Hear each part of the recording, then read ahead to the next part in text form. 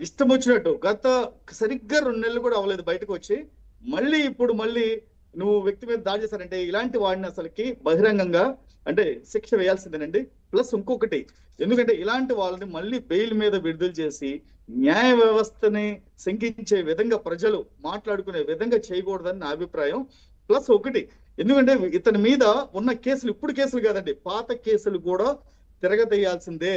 ఎందుకంటే అమరావతి మహిళా రైతులు వాళ్ళ కుటుంబాలని, వాళ్ళ పిల్లల్ని, వాళ్ళ ఆస్తులు పోగొట్టుకుని బాధతో ఉంటే 5 సంవత్సరాలు బిక్కుమని రోడ్ల మీదే కాపురం చేశారండి వాళ్ళు, టెంట్ల కింద బతికారండి వాళ్ళు.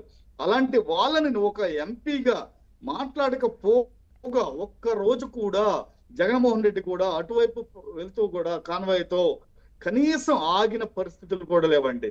మనం ఈ రోజున పాకిస్తాన్ మీద యుద్ధం చేస్తున్నాం, శత్రు దేశం అంటున్నాం. ఇలాంటి దుర్మార్గులు జగన్మోహన్ రెడ్డి, నందిగం సురేష్ వీళ్ళు కనీసం మహిళలు అని ఒక సాటి ఇది లేకుండా మన ప్రజలు మనకి అధికారం ఇచ్చిన ప్రజలు వీళ్ళు అని కూడా లేకుండా ఒక్క రోజు కూడా 5 నిమిషాలండి కాన్వాయ్ ఆపి 5 నిమిషాలు మాట్లాడలేని దుర్భరమైన పరిస్థితి జగన్మోహన్ రెడ్డిది. ఇలాంటి వాళ్ళని ఎందుకు సార్ రాజకీయాల్లో ఉంచాలి? ఇలాంటి వాడిని కేసులు కాదండి, ఇలాంటి వాడికి అంతిమ తీర్పు ఇవ్వాల్సిందే ప్రజలు. ఎందుకంటే మొన్న అంతిమ తీర్పు వైసీపీకి ఇచ్చారు కాబట్టి 175 సీట్లలో జస్ట్ 11 సీట్లు ఇచ్చి ఎక్కడో ఒక మూలను కూర్చోబెట్టారండి. ప్రతిపక్ష హోదా కూడా రాకుండా ఏం మార్పు కనపడటం లేదు కదా మీరు అన్నట్టు. ఇలా బుద్ధి అప్పుడు మారదండి. ఇంకా ఎన్ని ఈ సీట్లు బుద్ధి ఇస్తే మారకపోగా మారుతారనేది మీరే చెప్పాలి. ఇంకా ఇలాంటి వాళ్ళకి బుద్ధి మారకపోగా నందిగం సురేష్ లాంటి వాళ్ళు మళ్ళీ విచ్చలవిడితనగా తెగబడుతున్నారు ప్రజల మీద అంటే మళ్ళీ జగన్మోహన్ రెడ్డి 2.0 మాట ఓపెన్ చేస్తా అంటండి. మళ్ళీ 2.0లో చూపిస్తాడంట అధికారులకి, టీడీపీ కార్యకర్తలకి, లీడర్లకి, సప్త సముద్రాలు దాటిన చూపిస్తాడంట. నువ్వేంటయ్యా చూపించేది? ఆల్రెడీ ప్రజలు నీకు సిబిఎన్ 2.0 ఏంటో చూపించారు. ఎందుకంటే నువ్వు చూపిస్తే నీతో అప్పుడు సినిమా తీసిన రామ్ గోపాల్ వర్మ గాని, దాసరి కిరణ్ కుమార్ తో జగన్ 2.0 అని ఒక సినిమా తీసి మీ వైసీపీ కార్యకర్తలకి నువ్వేమన్నా స్పెషల్ కోడ్ ఇచ్చి ఇంటర్నెట్ లో రిలీజ్ చేపిస్తే చూస్తారు జగన్మోహన్ రెడ్డి. నువ్వు మాట్లాడే మాటలు, నీ విన్యాసాలు ప్రజలు 5 ఏళ్ళు చూశారు. మళ్ళీ అధికారం నీకు ఇస్తారనుకోవటం ప్రజలు అసలుకి పొరపాటును కూడా ఇచ్చే ఆలోచన లేదు. అది నీ పగటి కలగానే ఉంటుంది. ఎందుకంటే ఇలా నందిగం సురేష్ లాంటి ఇప్పుడు మనం చూసామండి వల్లభనేని వంశీ పరిస్థితి ఎలాంటి దీనమైన పరిస్థితిలో ఉన్నాడండి.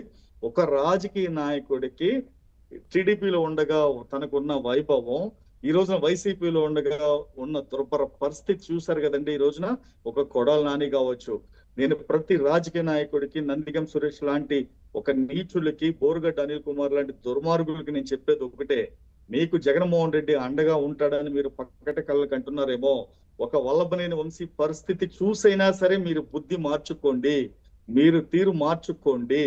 ఎందుకంటే మిమ్మల్ని రాజకీయంగా వాడుకుని వదిలేసే పనిలో జగన్మోహన్ రెడ్డి ఉన్నాడు. ఆల్రెడీ తన చెల్లిని, తల్లిని అలానే వాడుకుని వదిలేశాడు, తన బాబాయిని వాడుకుని చంపేశాడు. మళ్ళీ మీ పరిస్థితి ఏంటో ఆలోచించుకోండి. ఈ రోజున వల్లభనేని వంశీ పరిస్థితి చూసిన తర్వాత వైసీపీ లీడర్ గాని, కార్యకర్తలకి ఒక గుణపాఠం కావాలి. ఈ రోజున వల్లభనేని వంశీని ఏ విధంగా తన చెప్పు చేతలు పెట్టుకుని 30 ఏళ్ళ శాశ్వత అధికారం ఉంటదని ఈ రోజున వల్లభనేని వంశీ కూడా అతి నీచాతి జుగప్సకారంగా మాట్లాడి తల్లి లాంటి భువనేశ్వరిని, తల్లి లాంటి పార్టీని మాట్లాడి ఈ రోజున ఎలాంటి దుర్భరమైన పరిస్థితుల్లో ఉన్నాడో నందిగం సురేష్ కూడా అలాంటి గుణపాఠం రావాల్సిందే.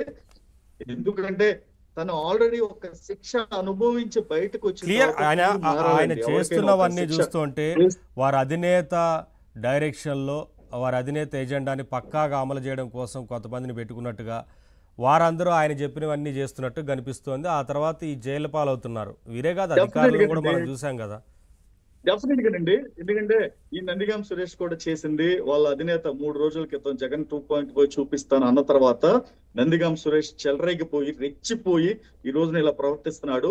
ఎందుకంటే చూసిన ఆంబూతుల్లాగా ఊర కుక్కల్లాగా బిహేవ్ చేస్తే న్యాయ వ్యవస్థ, పోలీసు వ్యవస్థ ఊరుకోదండి. ఎందుకంటే నువ్వు ఆ రోజున పోలీసు వ్యవస్థని అడ్డం పెట్టుకుని నువ్వు ఎలాంటి తెలుగుదేశం పార్టీ కార్యకర్తల మీద, కూటమి నేతల మీద ఎలాంటి ప్రయోగం చేసావో ఇప్పుడు మేము అలా చేస్తే 161 మందిలో ఒక్కడు కూడా బయట ఉండడు జగన్మోహన్ రెడ్డి, గుర్తు పెట్టుకో. ఎందుకంటే నువ్వు నీలాగా గనక రాజకీయ కక్ష సాధింపు చేయాల్సి వస్తే కూటమి ప్రభుత్వం నీ కుటుంబం